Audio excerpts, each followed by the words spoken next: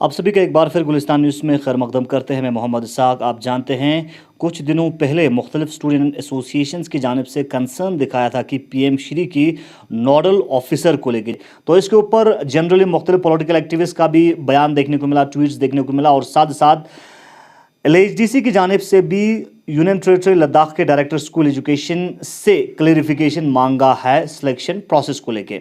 हमारे साथ बात करने के लिए नेशनल कॉन्फ्रेंस के यूथ लीडर सैयद रजा साहब हैं। समाज से ज्वाइन करने के लिए बहुत बहुत शुक्रिया। क्या कहना चाहेंगे पीएम श्री की जो स्कीम है पीएम श्री में, उसमें नोडल ऑफिसर जो चुना गया है उसको लेके कंसर्न दिखाई दे रहे हैं मुख्तलिफ स्टूडेंट यूनियंस में। जी साहब बहुत शुक्रिया। ये पीएम श्री मॉडल स्कूल का जो इनिशिएटिव है जो अभी इम्प्लीमेंट हुआ है लद्दाख में, उसका हम तो वेलकम करते हैं।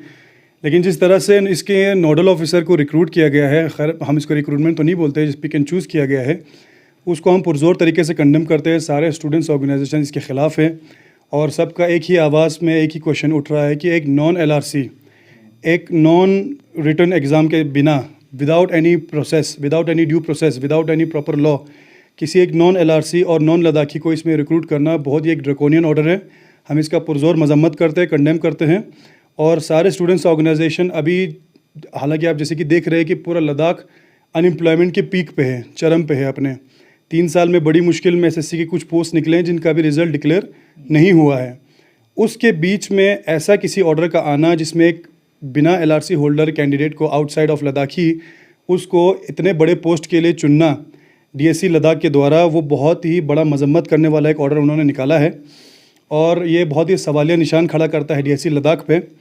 हम इस बात का सपोर्ट करते हैं कि एलएचडीसी ने इनसे क्लैरिफिकेशन मांगा है, लेकिन इस क्लैरिफिकेशन का जल्द से जल्द हमें जवाब चाहिए, पूरे करगिल को जवाब चाहिए कि आपने किस रूल के तहत, किस बायलॉज के तहत इनको रिक्रूट किया है विदाउट एनी इंटरव्यू। और हालांकि इनके पास एलआरसी कुछ भी नहीं है, नॉन लद्दाखी, ये क्लैरिफाई हो चुका है, it has been proven that she is not from Ladakh.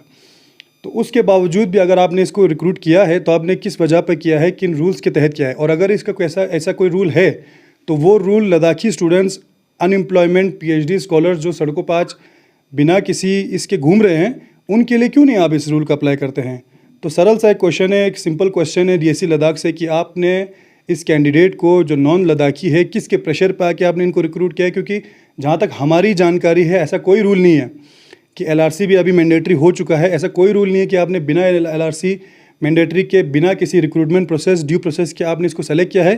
तो इसके पीछे हमें जो ये लग रहा है कि किसी पॉलिटिकल शख्स का इसमें हाथ होगा ज़रूर। विदाउट एनी पॉलिटिकल सपोर्ट और सच ह्यूज जो है आप स्टैंडर्ड के जॉब्स आप किसी को ऐसा नहीं दे सकते हैं। तो इसका जल्द से जल्द क्लैरिफाई होना चाहिए। क्या आपने कुछ फैक्ट्स और फिगर आपके पास हैं जिसमें पे आप अपने जो है एलिगेशंस कहें या जो आपने कंसर्न आप रख रहे हैं? फैक्ट्स और फिगर्स यहाँ की बेरोज़गारी है, ये बेरोज़गारी सबसे बड़ा फैक्ट्स और फिगर्स है।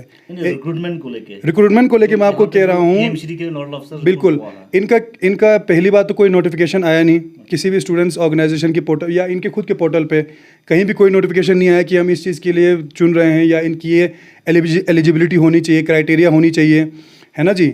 और उसके बाद जो है एलआरसी तो मैंडेटरी है, ठीक है, ये तो मैंडेटरी है। सारे जॉब्स में अब एलआरसी धीरे धीरे ये हो रहा है और 80% के लिए हो भी चुका है।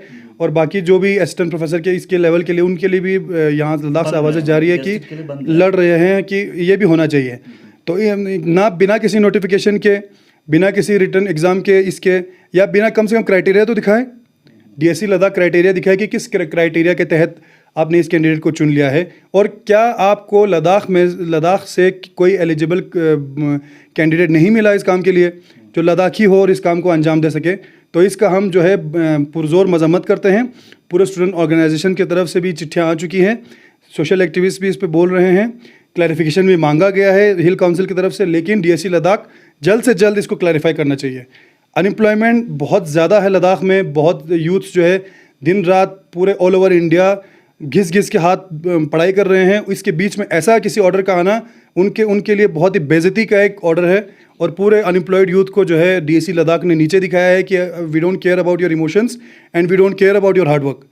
सो ये हम बिल्कुल बर्दाश्त नहीं करेंगे। सारे स्टूडेंट ऑर्गेनाइजेशन एक हो चुके हैं और हम एलएचडीसी ने भी अभी क्लैरिफिकेशन मांगा है और पूरा करगिल अभी वेट कर रहा है कि इसका क्लैरिफिकेशन में डीएससी लद्दाख का क्या रिस्पॉन्स आता है।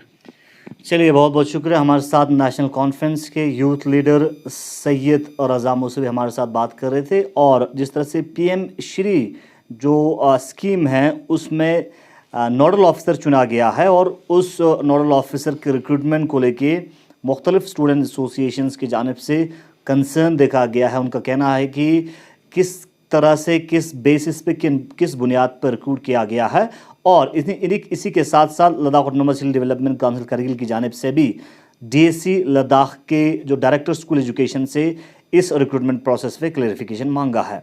अब देखने वाली बात यह है कि आने वाले वक्त में डीएससी लद्दाख की जानिब से किस तरह की क्लेरिफिकेशन आता है। फिलहाल बने रहिए गुलिस्तान से पल पल के अपडेट्स के लिए।